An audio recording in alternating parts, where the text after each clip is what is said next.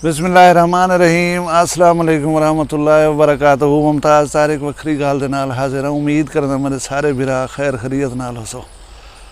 गर्मियाँ बहुत ज़्यादा हैं, मुमकिन कह नहीं बाहर निकल के वीडियो बनावन, लेकिन ये अल्लाह की नेमत है। सर्दी हो या गर्मी हो, हर हाल दे विच अल्हम्दुलिल्लाह आखने असां। मैं गुजारिश करा कि कुरान मजीद दे विच अल्लाह पाक ने फरमा दिते कि मैं इंसान को ज़मीन दे उत्ते अपना नायब बना के भेजम।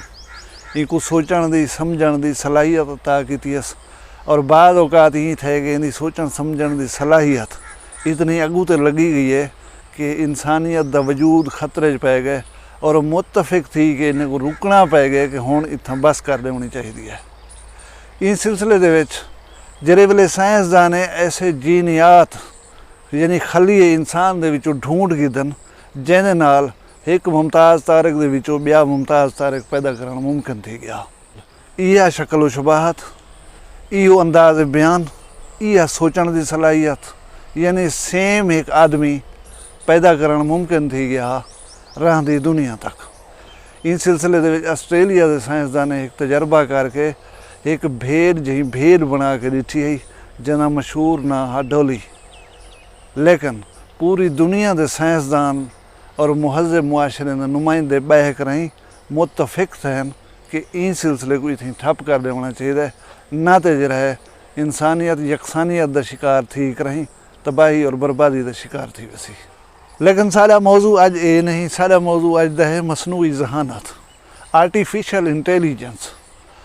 गुजारिश है कि आर्टिफिशियल इंटैलीजेंस या मसनूई जहानत साढ़े नेड़े तेड़े कहीं ना कहीं शक्ल मौजूद है पई।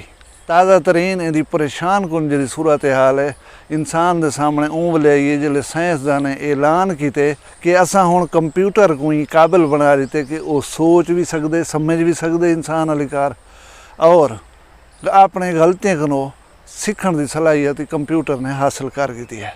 आर्टिफिशियल इंटैलीजेंस या मसनूई जहानत के सिलसिले दे विच पहला कदम जरा साइंसदान शुमार करन वो है काउंटिंग मशीन।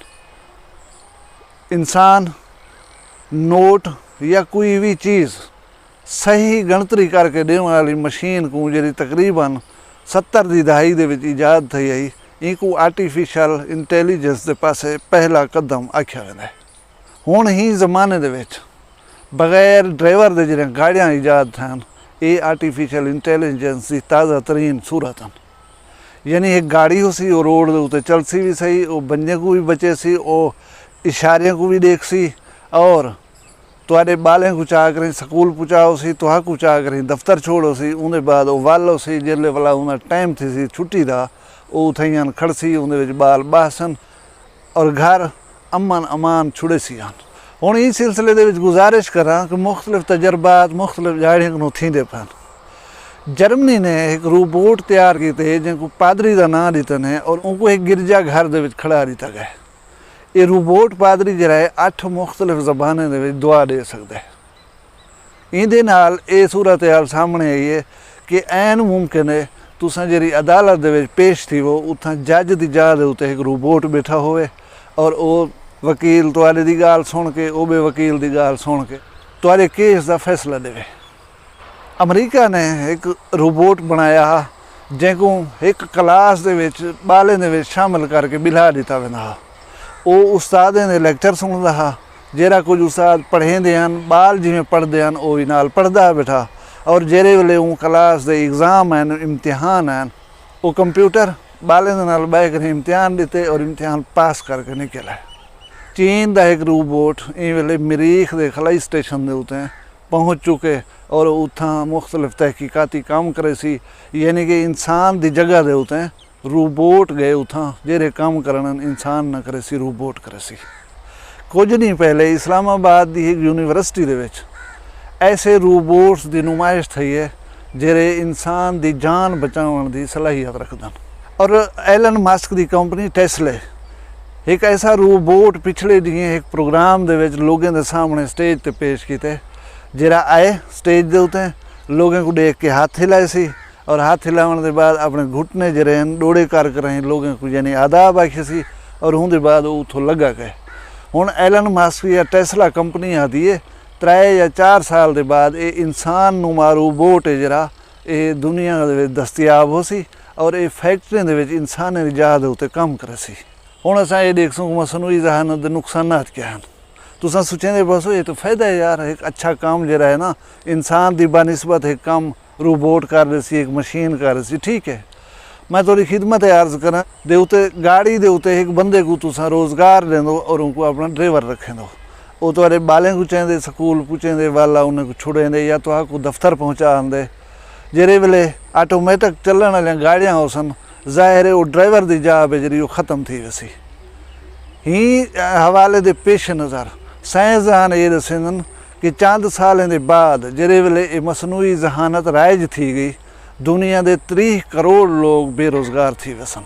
एक अंदाजे के मुताबिक 46% इंतज़ामी काम जे रहन वो ये मसनूई जहानत वाले रोबोट संभाली खड़े हो सन और कानूनी खिदमात जे रहा वो 44% ये मसनूई जहानत वाले रोबोट सर अंजाम देने पाओ सन। हुण इहदा एक बया भयानक रुख भी है। साइंसदान ही खदशे का इजहार करेंदे कि अगर ये टेक्नोलॉजी आखिर दुनिया दे विच हो सी असां ये फर्क नहीं से कर सकते कि ये टेक्नोलॉजी कैंक ने वजनी चाहिए कैंक ने नहीं वजनी चाहिए। हुण फर्ज करो एटमी टेक्नोलॉजी है, एटमी टेक्नोलॉजी दुनिया के कहीं क्रिमिनल लोगों के हथें आ वेंदी है तो वो दुनिया वास्ते कितनी खौफनाक सूरत हाल हो सी। इस सिलसिले दे विच एक तजर्बा किया गया। तजर्बा यह है कि जिमें मैं तो नाल इंदा खड़ा या बेबहा यूट्यूब चैनल पर तकरीबन दुनिया के हर मशहूर शख्स की आवाज़ तो मिल वेंदी है, वो वीडियो हो या ऑडियो हो।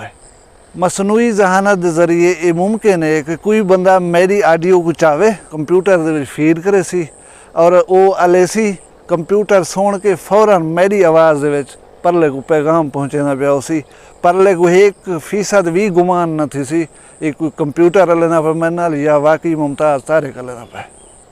हुण मैं तो मिसाल के तौर पर दसावां कि पाकिस्तान एक एटमी मुल्क है और शहबाज शरीफ की आवाज़ बेबहा जहीं दे उत्ते दस्तियाब है। कोई आदमी आर्टिफिशियल इंटैलीजेंस के जरिए शहबाज शरीफ की आवाज़ दे विच उहदे मातहत कहीं को हुक्म दे दिता वेंदे कि फलां मुल्क के उत्ते एटमी हमला कर दो तो एटमी हमला थी वैसी उनको शुबा ही न थी सी कि मेरे नाल शहबाज शरीफ वाला है या कहीं बे वाला है। उन्हें इस सिलसिले से एक तजर्बा की सादा जहाँ एक कंपनी का मैनेजर और कंपनी का मालिक के दरमियान कंपनी के मालिक की आर्टिफिशियल इंटैलीजेंस के जरिए कॉल की गई कंपनी के मैनेजर को 2,80,000 पाउंड जे रहन फलां अकाउंट के फौरन शिफ्ट करवा। हुण वो गरीब को क्या पता कि मेरे नाल आर्टिफिशियल इंटैलीजेंस के जरिए आवाज़ के गाल भी थी है या वाकई मेरा CEO या मालिक जो है मेरे नाल गुफ्तगू करना पाए। उनके वास्ते एक आर्डर आए उन आर्डर की पासदारी करें जो है पैसे जो रहन चाह करें दसे हुए अकाउंट के भेज देता। थोड़ी देर बाद उनको दसाया गया कि ये तेरा बॉस ना है आर्टिफिशियल इंटैलीजेंस मसनूई जहानत के जरिए कंप्यूटर ने उनकी आवाज़ तय तक पहुँचाई है और ये नुकसान तक ठीक है। इवें अगर जराइम की दुनिया के लोगों के हथें ये टेक्नोलॉजी आ गई तो वो कितनी तबाही फैला रहे सन दुनिया के तुस बासानी समझ सकते हो। हुण इन्हें सारे चीज़ें के उत्ते साइंसदान जो हैं मुतफिक हैं कि ई थी सकता है और साइंसदानों का यह भी दावा है कि आर्टिफिशियल इंटैलीजेंस को चेक करके दिखा गया कि उनदे विच इंसान को बेहतर फैसला करने की गुंजाइश है पई और वो दावा करें कि इंसान को बेहतर दुनिया को चलाया बन सकता है।